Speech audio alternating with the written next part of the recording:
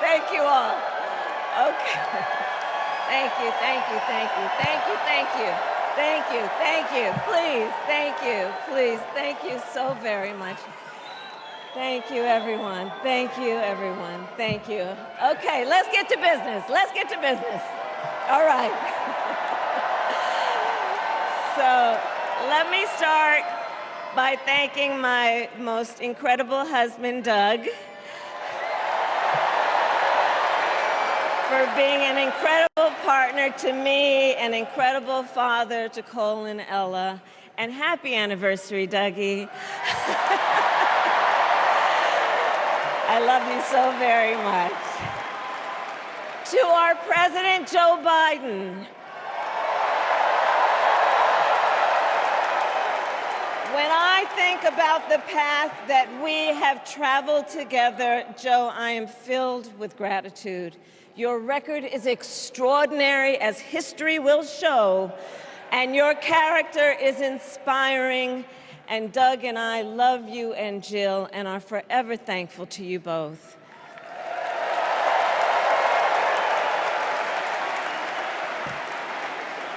And to Coach Tim Walz,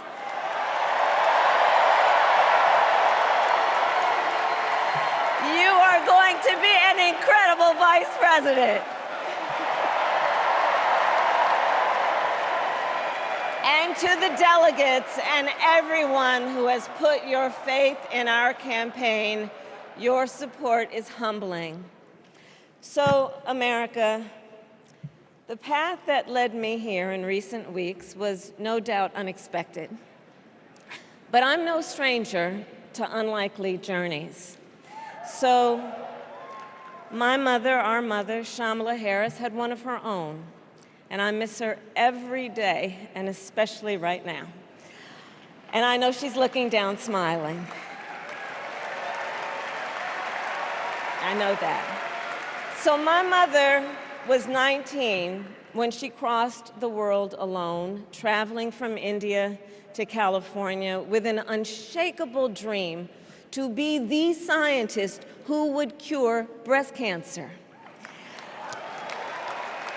When she finished school, she was supposed to return home to a traditional arranged marriage.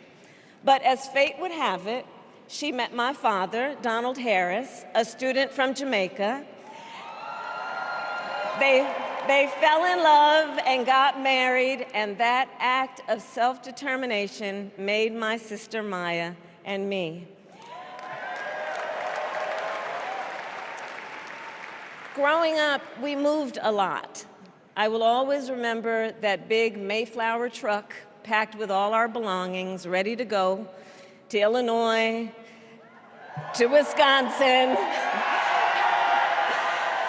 and wherever our parents' jobs took us. My early memories of our parents together are very joyful ones. A home filled with laughter and music, Aretha, Coltrane, and Miles. At the park, my mother would say, "Stay close." But my father would say, as he smiled, "Run, Kamala, run. Don't be afraid. Don't let anything stop you."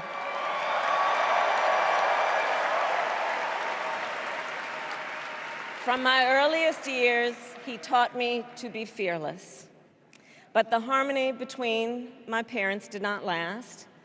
When I was in elementary school, they split up, and it was mostly my mother who raised us.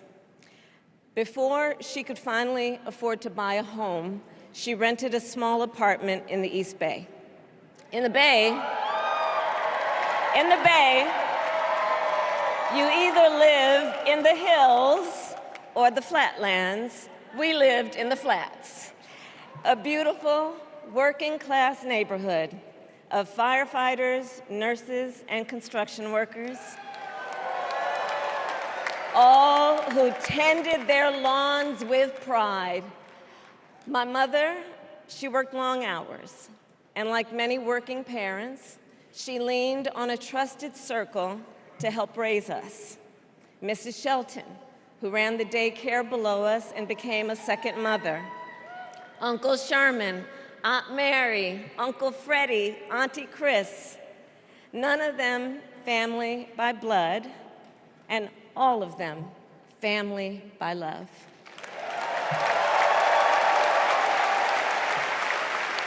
Family who taught us how to make gumbo, how to play chess, and sometimes even let us win. Family who loved us, believed in us, and told us we could be anything and do anything. They instilled in us the values they personified: community, faith, and the importance of treating others as you would want to be treated, with kindness, respect, and compassion. My mother was a brilliant, 5-foot-tall, brown woman with an accent. And as the eldest child, I saw how the world would sometimes treat her. But my mother never lost her cool. She was tough, courageous, a trailblazer in the fight for women's health, and she taught Maya and me a lesson that Michelle mentioned the other night. She taught us to never complain about injustice, but do something about it. Do something about it. That was my mother. And she taught us, and she also taught us, and never do anything half-assed. And that is a direct quote. A direct quote. I grew up immersed in the ideals of the civil rights movement. My parents had met at a civil rights gathering, and they made sure that we learned about civil rights leaders, including the lawyers like Thurgood Marshall and Constance Baker Motley, those who battled in the courtroom to make real the promise of America. So at a young age, I decided I wanted to do that work. I wanted to be a lawyer. And when it came time to choose the type of law I would pursue, I reflected on a pivotal moment in my life. You see, when I was in high school, I started to notice something about my best friend, Wanda. She was sad at school, and there were times she didn't want to go home. So one day I asked if everything was all right, and she confided in me that she was being sexually abused by her stepfather. And I immediately told her she had to come stay with us, and she did. This is one of the reasons I became a prosecutor, to protect people like Wanda, because I believe everyone has a right to safety, to dignity, and to justice.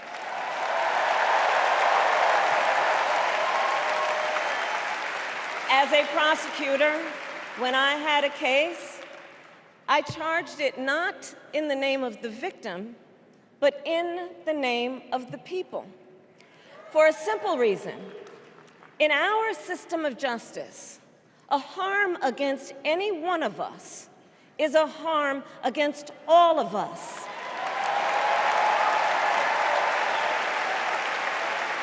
And I would often explain this to console survivors of crime, to remind them no one should be made to fight alone.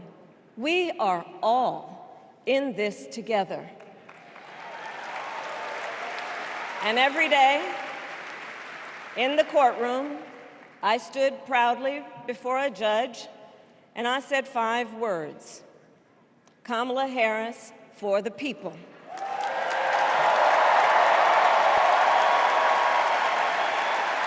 And to be clear, my entire career, I've only had one client, the people.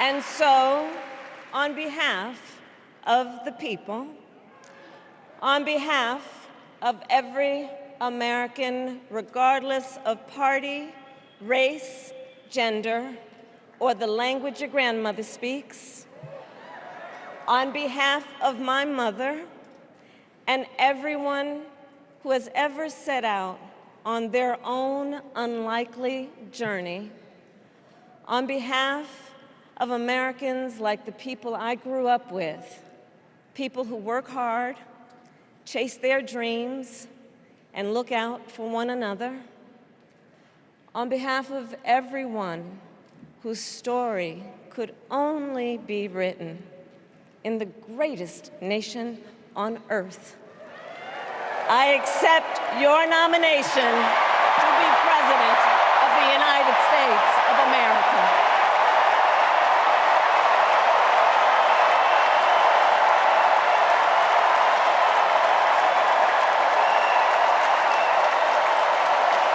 And with this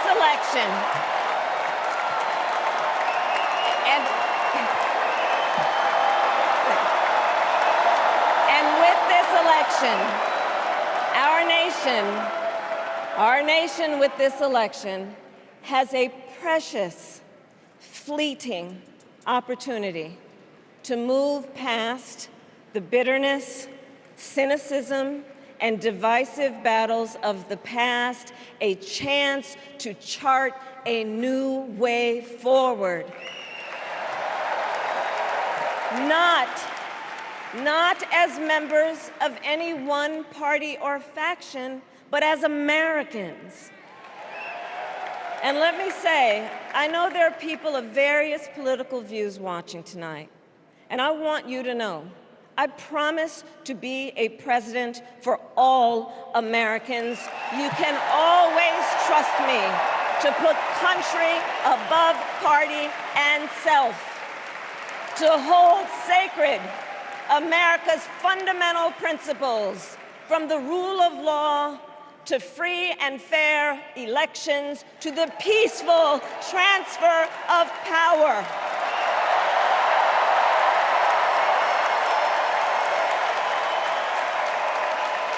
I will be a president who unites us around our highest aspirations, a president who leads and listens, who is realistic, practical, and has common sense, and always fights for the American people.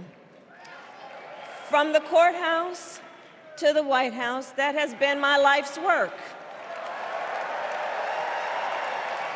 As a young courtroom prosecutor in Oakland, California, I stood up for women and children against predators who abuse them. As Attorney General of California, I took on the big banks, delivered $20 billion for middle-class families who faced foreclosure, and helped pass a homeowner bill of rights, one of the first of its kind in the nation. I stood up for veterans and students being scammed by big for-profit colleges, for workers who are being cheated out of their wages, the wages they were due, for seniors facing elder abuse.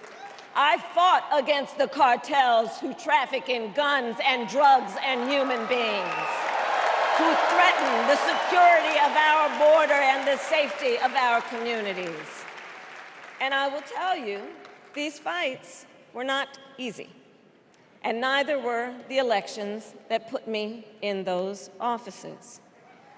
We were underestimated at practically every turn, but we never gave up, because the future is always worth fighting for.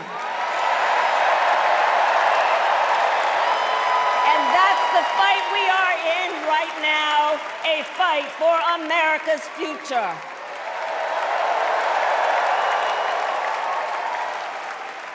Fellow Americans, this election is not only the most important of our lives, it is one of the most important in the life of our nation.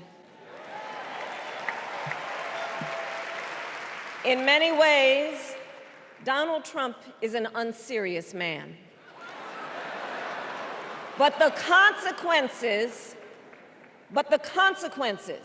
of putting Donald Trump back in the White House are extremely serious. Consider not only the chaos and calamity when he was in office, but also the gravity of what has happened since he lost the last election. Donald Trump tried to throw away your votes. When he failed, he sent an armed mob to the United States Capitol, where they assaulted law enforcement officers. When politicians in his own party begged him to call off the mob and send help, he did the opposite. He fanned the flames. And now, for an entirely different set of crimes, he was found guilty of fraud by a jury of everyday Americans and separately found liable for committing sexual abuse. And consider what he intends to do if we give him power again. Consider his explicit intent to set free violent extremists who assaulted those law enforcement officers at the Capitol. His explicit intent to jail journalists, political opponents, and anyone he sees as the enemy. His explicit intent to deploy our active duty military against our own citizens. Consider the power he will have, especially after the United States Supreme Court just ruled that he would be immune from criminal prosecution. Just imagine Donald Trump with no guardrails, and how he would use the immense powers of the presidency of the United States, not to improve your life, not to strengthen our national security, but to serve the only client he has ever had, himself.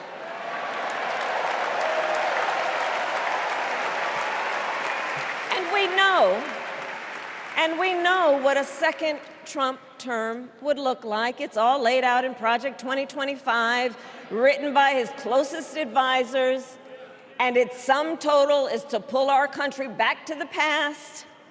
But America, we are not going back. We are not going back. We are not going back. We are not going back to when Donald Trump tried to cut Social Security and Medicare.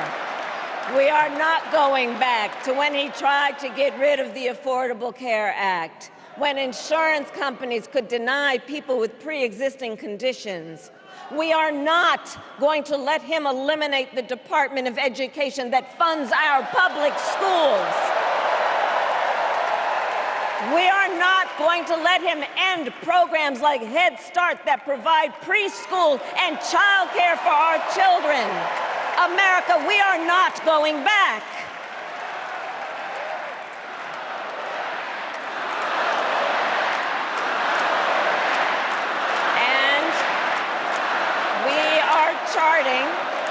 And we are charting a new way forward.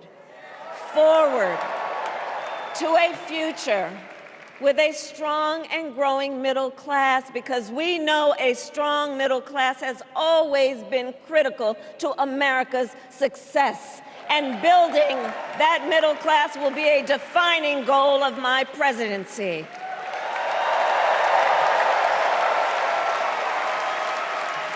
And I'll tell you, this is personal for me. The middle class is where I come from.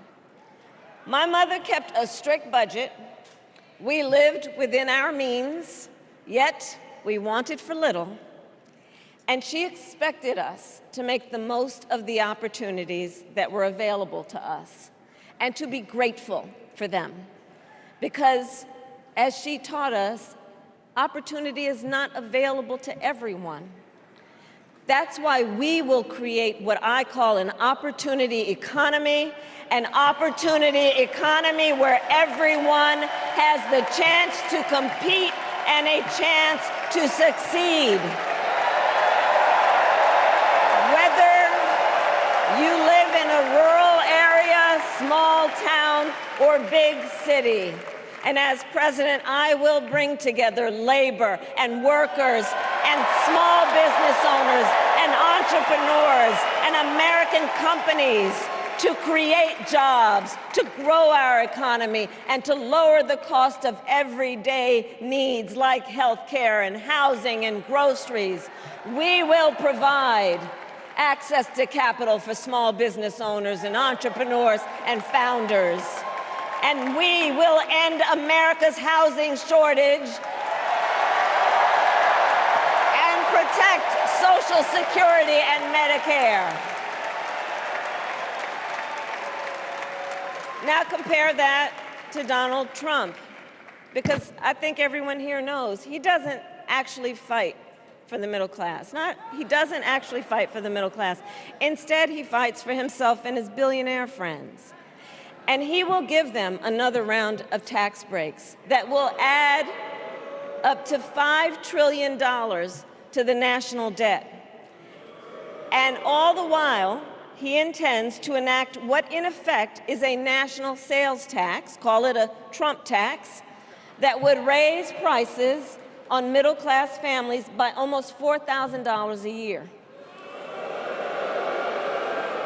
Well, instead of a Trump tax hike, we will pass a middle-class tax cut that will benefit more than 100 million Americans.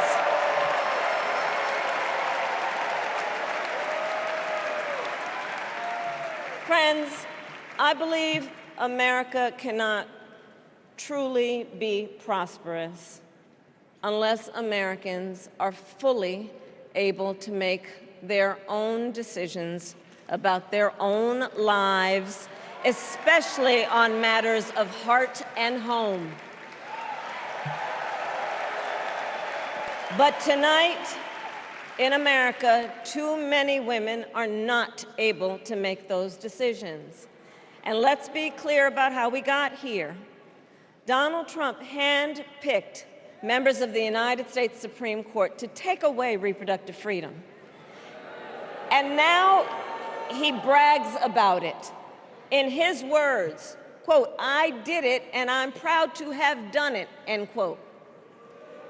Well, I'll tell you, over the past 2 years, I've traveled across our country, and women have told me their stories. Husbands and fathers have shared theirs. Stories of women miscarrying in a parking lot, developing sepsis, losing the ability to ever again have children, all because doctors are afraid they may go to jail for caring for their patients.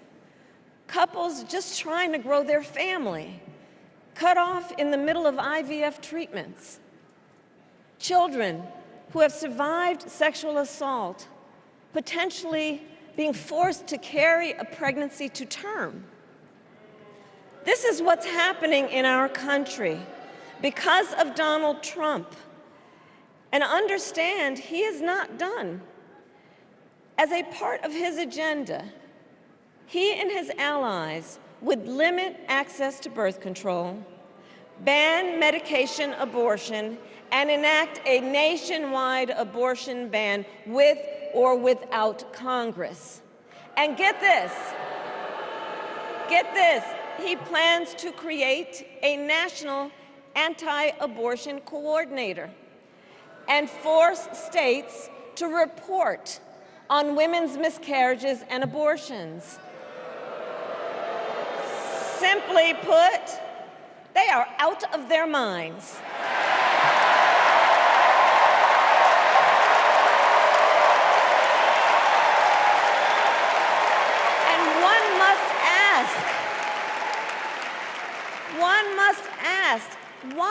exactly is it that they don't trust women?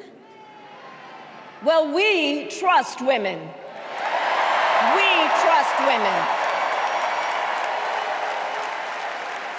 And when Congress passes a bill to restore reproductive freedom, as President of the United States, I will proudly sign it into law.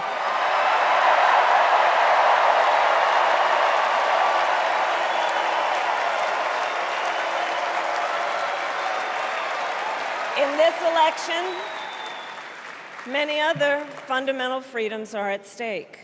The freedom to live safe from gun violence in our schools, communities, and places of worship. The freedom to love who you love openly and with pride. The freedom to breathe clean air and drink clean water and live free from the pollution that fuels the climate crisis. And the freedom that unlocks all the others, the freedom to vote. With this election, we finally have the opportunity to pass the John Lewis Voting Rights Act and the Freedom to Vote Act.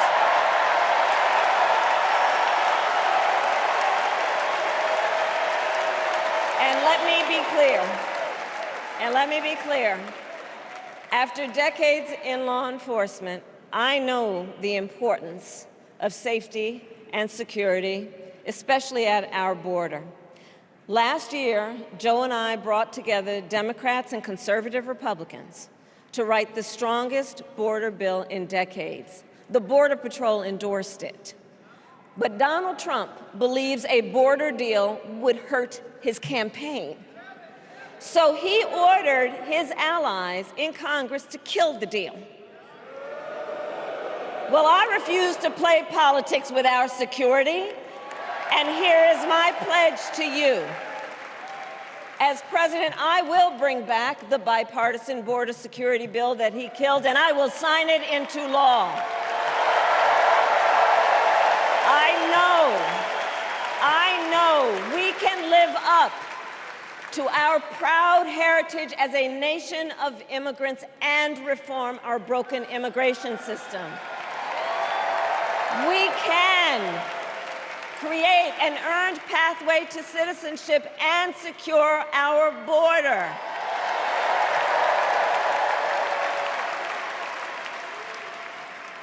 And America, we must also be steadfast in advancing our security and values abroad. As Vice President, I have confronted threats to our security, negotiated with foreign leaders, strengthened our alliances, and engaged with our brave troops overseas. As Commander-in-Chief, I will ensure America always has the strongest, most lethal fighting force in the world,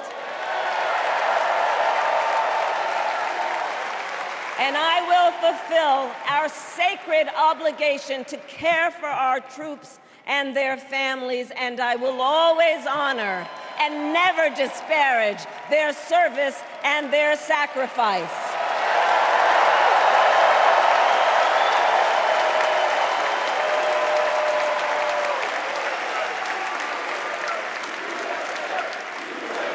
I will make sure that we lead the world into the future on space and artificial intelligence, that America, not China, wins the competition for the 21st century, and that we strengthen, not abdicate, our global leadership. Trump, on the other hand, threatened to abandon NATO. He encouraged Putin to invade our allies, said Russia could, quote, do whatever the hell they want. 5 days before Russia attacked Ukraine, I met with President Zelensky to warn him about Russia's plan to invade. I helped mobilize a global response, over 50 countries, to defend against Putin's aggression. And as president, I will stand strong with Ukraine and our NATO allies.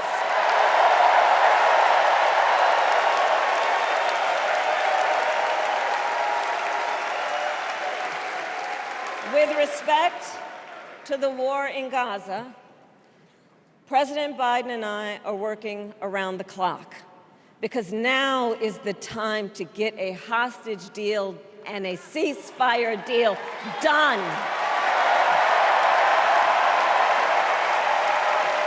And let me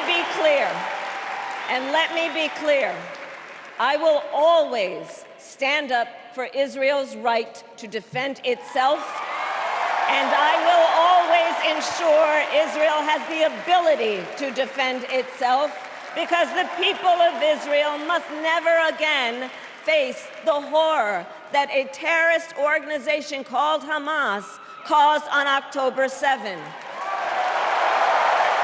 including unspeakable sexual violence and the massacre of young people at a music festival. At the same time, what has happened in Gaza over the past 10 months is devastating. So many innocent lives lost.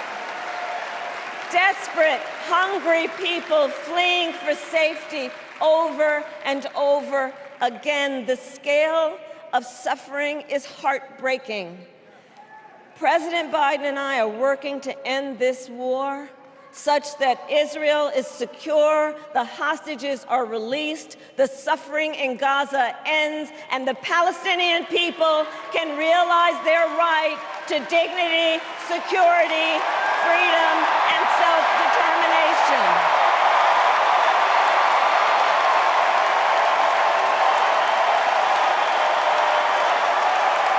And know this, I will never hesitate to take whatever action is necessary to defend our forces and our interests against Iran and Iran-backed terrorists. I will not cozy up to tyrants and dictators like Kim Jong-un who are rooting for Trump,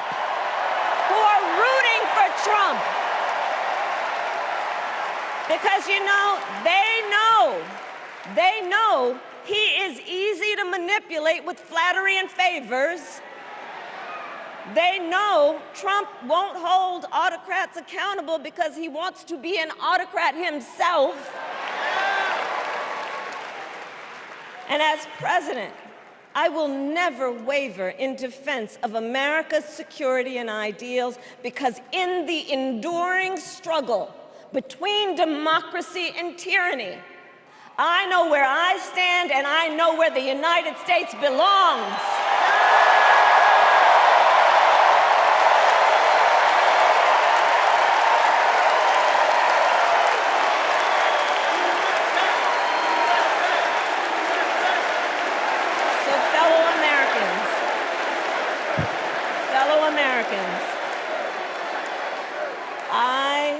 I love our country with all my heart.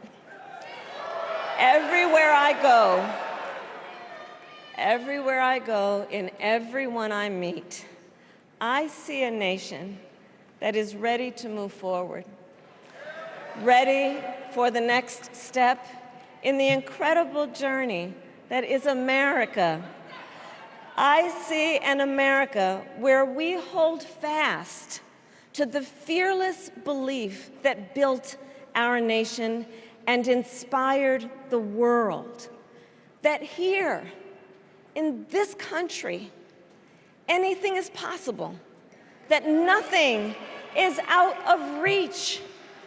An America where we care for one another, look out for one another, and recognize that we have so much more in common than what separates us. That none of us has to fail for all of us to succeed. And that in unity there is strength. You know, our opponents in this race are out there every day denigrating America, talking about how terrible everything is. Well, my mother had another lesson she used to teach. Never let anyone tell you who you are. You show them who you are. America, let us show each other and the world who we are and what we stand for. Freedom, opportunity, compassion, dignity, fairness, and endless possibilities.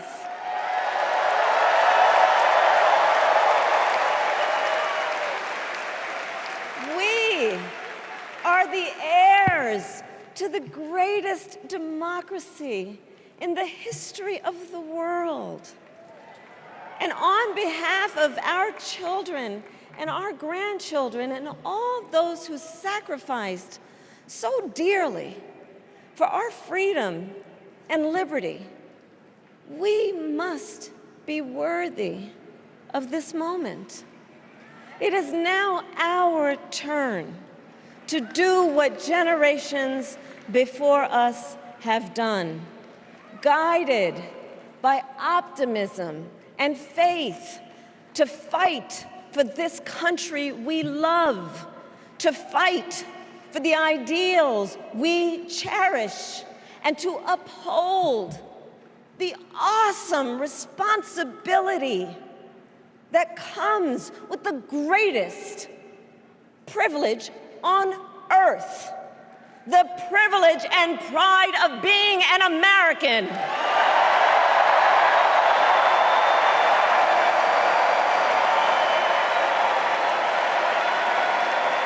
So let's get out there, let's fight for it, let's get out there, let's vote for it, and together, let us write the next great chapter in the most extraordinary story ever told. Thank you. God bless you, and may God bless the United States of America. Thank you all.